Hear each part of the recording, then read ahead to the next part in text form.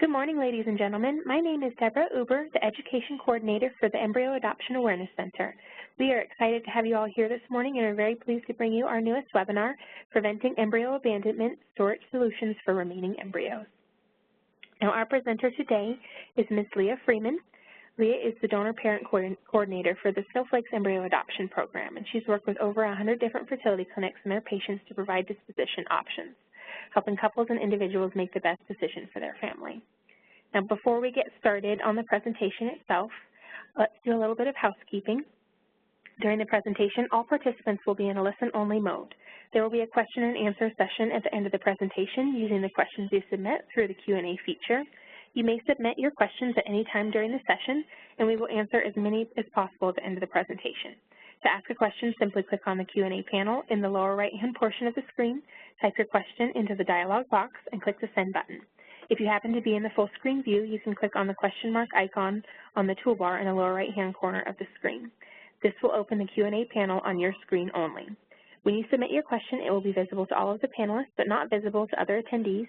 We expect the presentation to last approximately 40 minutes with 15 minutes for Q&A, and we will be distributing a copy of today's presentation and a list of any answers to questions submitted today during the webinar. If you experience any technical difficulties during the presentation, please contact WebEx Technical Support at 866-229-3239. Now, just as a reminder, this presentation will be recorded today, but I am just about to hand over the presentation to Leah. Leah, we're so happy to have you here this morning. Yes, thank you so much, Deb. I'm excited to be doing this webinar today.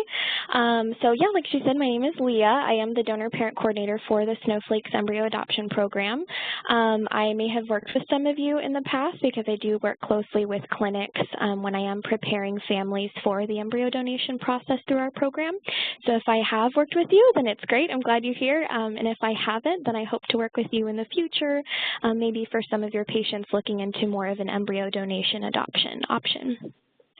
So the reason we're here today is because we're going to be talking about how you can help your patients and prevent embryo abandonment in your facilities. I know that's a big concern right now for a lot of clinics, is how to handle this issue, because there are so many embryos that are being kept at frozen in storage. And so for families that are falling off the grid and there are abandoned embryos, just addressing that issue and being able to give your patients every option for disposition. So your patients do trust you to help them achieve their dream of children, and then they also trust you and your staff to help them understand all of the options available to them when they do have leftover embryos. And so I know a lot of patients come to us and are saying, oh, we're looking into our different options, and we had such a great experience with our clinic and now have our little ones, and now we're trying to decide what to do with our remaining embryos.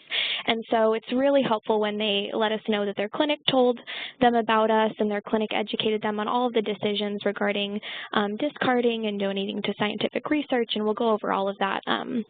But it's a really great way to be able to help your patients in educating them about the different options available to them. So what are all of these options? I mentioned a couple of them. So there are 4 basic options, and you, I'm sure, know these very well. The first one is to thaw and discard. A lot of families do choose this option if they don't want to continue with the storage fees and they do know they're done building their family. They'll go ahead and choose to thaw and discard their embryos. They may decide to pass it on and donate to scientific research. That could either be through the laboratory or stem cell research.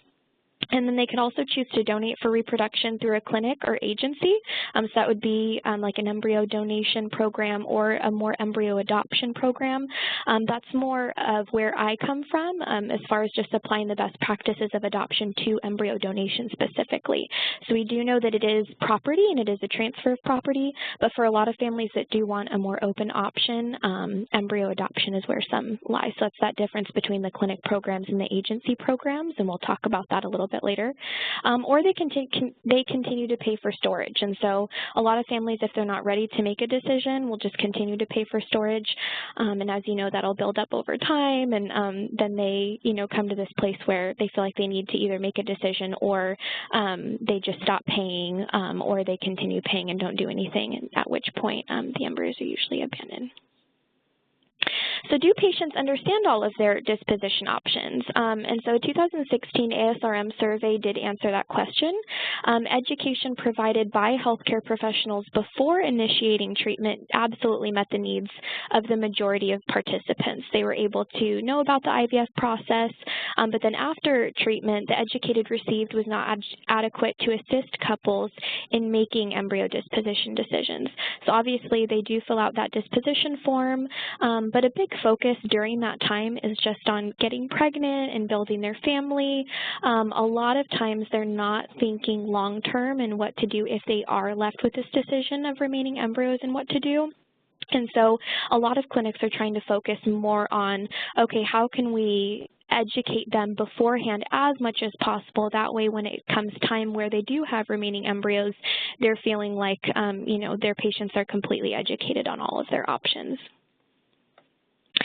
So Anne, this is an IVF patient. She said, I was contacted by my clinic stating that I need to make a decision, either thaw our embryos, donate to science, or donate anonymously to another couple.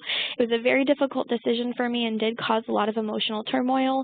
We did eventually decide to donate them anonymously and only later found out that we could have possibly chosen the family. I would have loved the opportunity to have answers about whether or not my children have biological siblings out there. So for this patient in particular, that was something that was really important to her. Not all families do want to know anything, and so they definitely do go with that anonymous donation part, but then for this patient in particular, she did choose to have, she would have liked to have more openness. And that part about emotional turmoil is a big one. A lot of families are left with this decision, and there's pros and cons to all of them, and so they go back and forth and talk to their clinic about it, talk to, programs like ours maybe about it, and so I do hear that a lot from families that are entering our program to donate their embryos because they are in that position where it is an emotional decision. They're fully aware that these are potentially biological children of theirs that could be out there if they do choose to donate. And then obviously there's pros and cons to thawing and discarding or donating to research. And so we have families from all across the board deciding on what to do. So this is really great and interesting as far as looking at the intentions toward remaining embryos. This is for couples with embryos that have been cryopreserved for more than 2 years. So survey respondents did provide feedback regarding their intentions towards remaining embryos after treatment. 39% were undecided about future use, and so they hadn't made it an option either way, whether they were going to use their embryos or choose a different disposition option. 24% are intending to use the embryos for their own procreation, for their embryos that are in frozen storage, and then 37% have no intention of future use for their own procreation. So they've decided their family is complete. They're not moving forward with using any more of their embryos, but they are in that in-between stage where the embryos are there and they've decided they're not using them for themselves, but now they're in this position where they're having to decide what to do.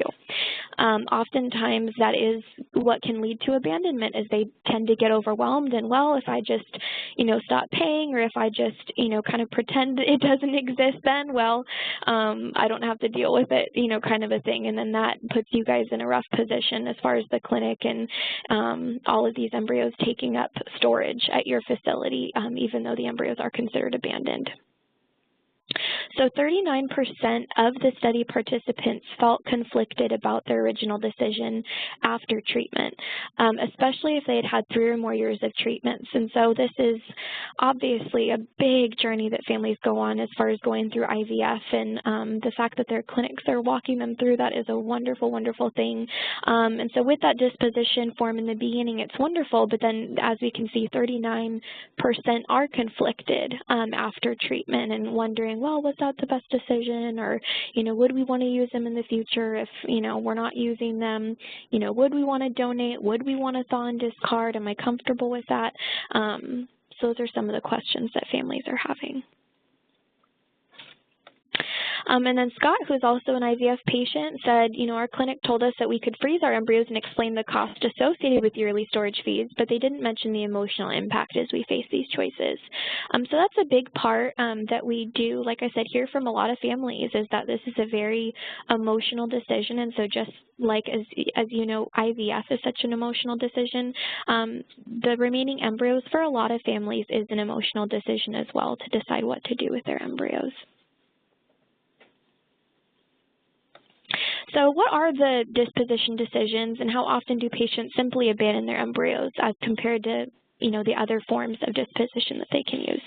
So at the 2016 ASRM conference in Salt Lake City, Dr. Craig Sweet from Specialist in Reproductive Medicine and Surgery did present his research regarding embryo abandonment, which was incredibly helpful in just understanding what is going on regarding the abandonment versus, all of the other decisions that families make. Is this a bigger concern than we're thinking it is? Is it a much smaller number?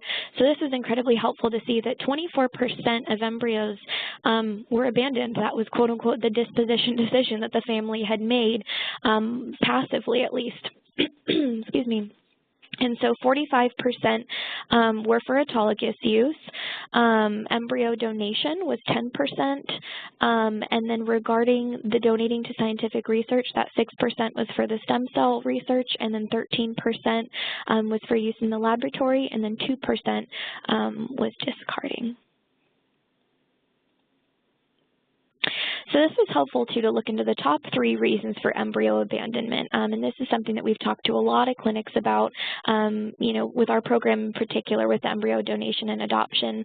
We always want to make sure that we're in communication with clinics and helping them give their patients the best service possible. And so with that, we're wanting to make sure that we're getting embryos out of their facility so they're not staying there longer than they need to and taking up room. And so it was really helpful to collaborate with them and really find out the top 3 reasons that they see in their patients for embryo abandonment, what we hear from clients. And so one of the top ones is the number of children. So a higher number of couples with 3 or more children abandon their embryos.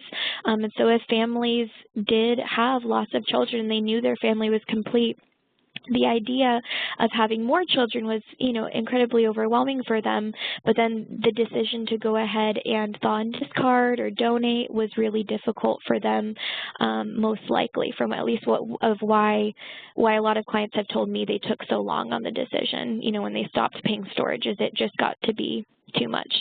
One of those is the duration of cryo storage. So risk of abandonment increased 7.8% per year of paid storage, just because it's kind of putting off that decision of, well, if I just keep paying on it, we know our family's complete, but let me just keep paying on it, and then, it eventually gets to the point where abandonment can occur for the embryos.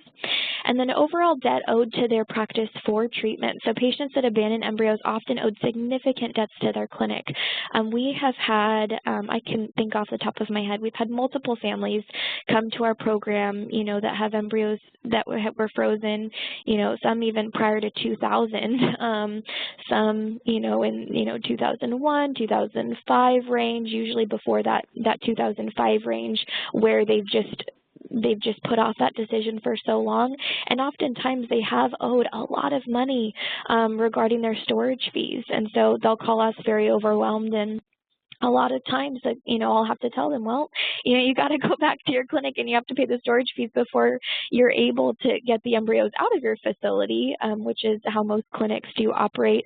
So it's really great that those families do eventually call and that they are willing to go ahead and move forward and pay all of those storage fees. But for most families, if it just racks up in what they owe to their clinic, a lot of times they don't ever make a decision, just because that number has become overwhelming to them.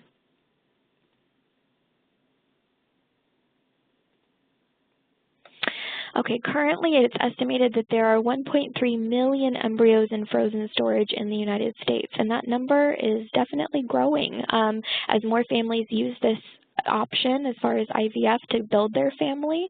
That number is increasing. So remaining embryos will have an impact on all practices. We're definitely seeing this. I talk to clinics all the time, and clinics are expressing, their concerns with, we have so many embryos, we just want to get them out of our facility, And so any way that they can make that happen for their patients, with their patients being comfortable with the decision, is a win-win. So how can you help patients after they have completed their own family? How can you reduce the rate of abandoned embryos at your clinic? So your clinic can take preventative steps by educating couples about their options before and after IVF is completed. So like I said, since they do have that disposition form, a lot of that is talked over beforehand. But then after, most families have told me, that they just get a call from their clinic, of, okay, well, you have this many remaining embryos. What do you want to do with them? Or, you put this on the disposition form. Is that still what you want? Rather than, hey, you're in this position now, and we're going to still give you all of your options and go over those again. That way, during that highly emotional process, and possibly having new little ones in the home, they're feeling like, they're very supported by their clinic. They're receiving that continuous support from you.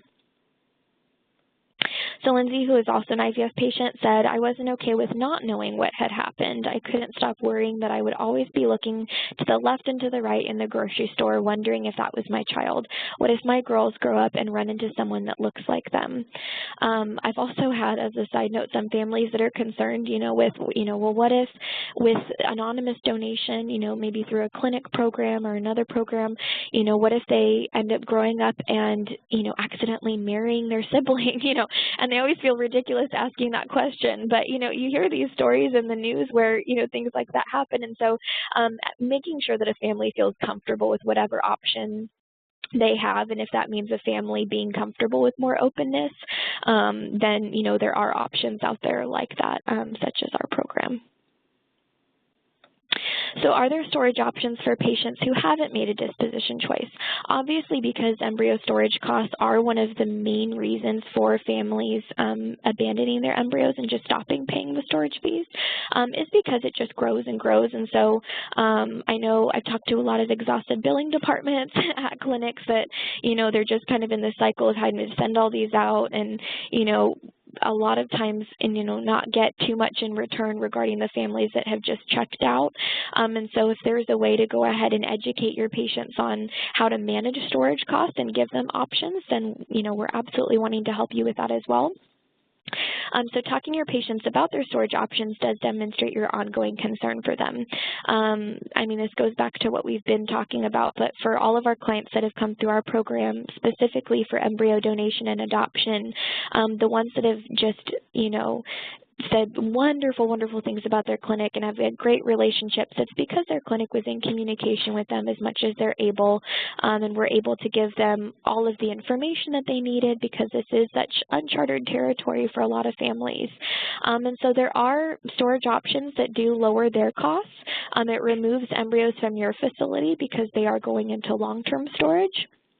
There is a reduced opportunity for abandoned embryos in your facility since you're moving them out quicker, and it helps manage embryo storage space in your facility for newly created embryos. So one of the best ones that we found is Fairfax Cryo Bank. So they do have state-of-the-art gamete storage for over 20 years. They're a member of ASRM. They're inspected and licensed by the New York State Department of Health and licensed by the state of Maryland and California, by the states. They're fully compliant with recently issued FDA regulations governing reproductive tissue banks, and they do offer competitive low-cost storage options. So this is, like I said, this is more of my bread and butter and what I work with the embryo donation and adoption program through Snowflakes. But is your patient considering donating their embryos to another couple for reproduction? Your clinic may have an in-house embryo donation program for anonymous donations. Patients may feel uncomfortable with this option just because maybe they would like to be more open. And I know a lot of clinics have told me, hey, we'd love to be able to facilitate that between families if they need that, but we just don't have the manpower. At this point, we don't have the ability to offer that as an option to families.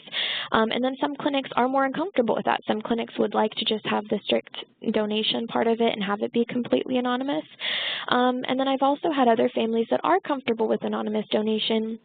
But let's say you as the clinic do have standards that you have to uphold regarding health history, and I know some clinics are more specific than others. I know there have been some clinics where if there was a history of cancer in either person's family at all, they weren't comfortable moving forward with this couple, donating embryos through their clinic program. And the clinic was honest with me and said, hey, that's just what we have in place, but we were able to refer them over to you guys over at Snowflakes. That way they're still able to donate their embryos. because, you know, as far as our health history, we're, you know, it would have to be pretty extreme for us to not feel comfortable, just because we make sure to educate families on everything. And then good news, there are agencies who will allow patients to choose the recipient family. So that would be, one of those would be the Snowflakes program. So embryo adoption was first established to allow patients with remaining embryos to have the power to select a recipient family who had been vetted by an adoption process. So I know a lot of times when I talk to clinics, you know, they're saying, okay, well, adoption, that doesn't make any sense, and, you know, it might be misleading towards clients because it's making them think that it's like a, you know, legitimate kind of adoption. And the way we always phrase it is it's definitely an embryo donation, and it is a property transfer, but we do just apply the best practices of adoption to embryo donation. So we're very clear about that with families. But essentially what we do is we do vet and screen and background check all of the recipient families that are coming through our program. We educate them on embryo adoption and just adoption in general, meaning, you know, raising children that are not biologically related to you. And then also being sensitive to the donor family. This was a very big decision that they've made, and so being able to be the middleman between the clinics and between the patients and being able to provide that education and support on our end, we're absolutely wanting to help you guys out and help your patients choose an option that they're comfortable with. So the storage program for embryo adoption through Snowflakes is through Fairfax Cryobank. So we have established recently within the last year a program to provide free storage for up to 12 months for families who choose to donate their embryos for reproduction through the program. So as I said, we do know that storage costs can be very burdensome. We have a lot of families that call in, and typically families are matched within that year period, and so I'm able to say, hey, you know, we can cover your storage for 12 months. And then if it does take longer to match them, it's still a very discounted rate for them. But we do offer that way for families that are considering moving their embryos out of their clinic and into long-term storage for embryo adoption and donation. We're able to provide that for the patient and for the clinic, just to work with the clinic to make sure everything's moved out and they can kind of check that one off their list. And if your patient isn't ready to move forward with a disposition option, Fairfax does also offer low-cost embryo storage on an annual or monthly basis. So I do know of a couple different long-term storage options that I'm sure a lot of you guys do use, just to be able to provide long-term storage for patients who know that they're not going to be using them for their own use, and so just being able to move them to long-term storage before they do make a disposition option decision. And we do have tools to help educate and support your patients. We're very big on working with clinics and patients to make sure, like I said, they're comfortable with every option that they're given regarding their remaining embryos. And so we do actually have disposition cards to include in billing statements. I know that when those are sent out, a lot of times it's, you know, kind of a checklist of, okay, you know, which option do you want, or are you still wanting to go through this option? And we do have cards that can go in there that gives them more information, not just about Snowflakes, but about every option. So as you can see, it does talk about donating embryos for scientific research. They can have the option to keep them frozen and just continue to pay storage, but it also gives some information about Snowflakes and just about embryo adoption or donation in general too, if that's something that they've been looking for. I know a lot of families didn't even know, and a lot of clinics, too, don't know that Snowflakes does exist, and so being able to let them know that it is an option for them to be able to do an embryo donation, but have it be more open and being able to choose and see profiles of the recipient families in particular is really neat for a lot of families. And then we do have a new magazine for fertility and adoption. I know that we are very big on sending this out to clinics. That way they can provide that for their patients. It has different articles in there regarding people in the embryo donation world and in the clinic world, and just making sure patients are educated so that feeling of being so overwhelmed at this decision isn't so jarring for them, and that they are able to, you know, find support through programs like ours and through you at your clinic. So June, who is an IVF patient, said, when you're starting IVF, the thought of having remaining embryos is just not a big deal. After the fact, it's a huge deal. I appreciated the counseling and assistance we received from our clinic. Initially, we wanted to donate anonymously, but once we realized more was possible, we wanted to give embryo adoption a try. We were absolutely thrilled with the family we were matched with. They were just like us, and it gave us peace. So that's what we've heard from a lot of patients that have come to our program and decided to move forward. For a lot of people, it's just peace of mind of having a picture and a name and some information about, you know, the family that's going to be adopting their embryos. And so being able to know exactly where where their biological children are going and being raised is great. And a lot of these families do have at least semi-open contact. And so this time of year, around Christmas time, is very busy because they're sending Christmas cards through the agency back and forth, which is also something that we do provide, and we understand that clinics have said that it's just too much sometimes to be able to, you know, handle the idea of an open donation because the contact through the clinic would be so extensive. We can absolutely provide that for your patients if they want to choose that option, and we have lifelong ongoing communication. And so we provide that for our families, and so we're forwarding communications from years ago, and the families are able to grow and keep in touch with one another. So it's really neat for patients that are looking for that. That being said, another note about the Snowflakes program is that we also do anonymous donation. So if a family is really interested in doing anonymous donation, they don't have to be fully open. And so if they're just wanting to know where their embryos are going but not have contact, that's fine. I mean, they can really tailor it to whatever level of contact they'd like, and we'd be willing to work with them on that. So we want to help your patients move forward and make a final decision about their embryos. We found that gives a lot of clinics peace of mind, and knowing that, you know, they've supported their patients, you know, all the way through to the end, you know, with remaining embryos as much as possible, and just helping patients with that decision. That way, the clinics can have peace of mind, the patients can have peace of mind knowing that their family's complete, and that they do feel comfortable about that decision, whatever it may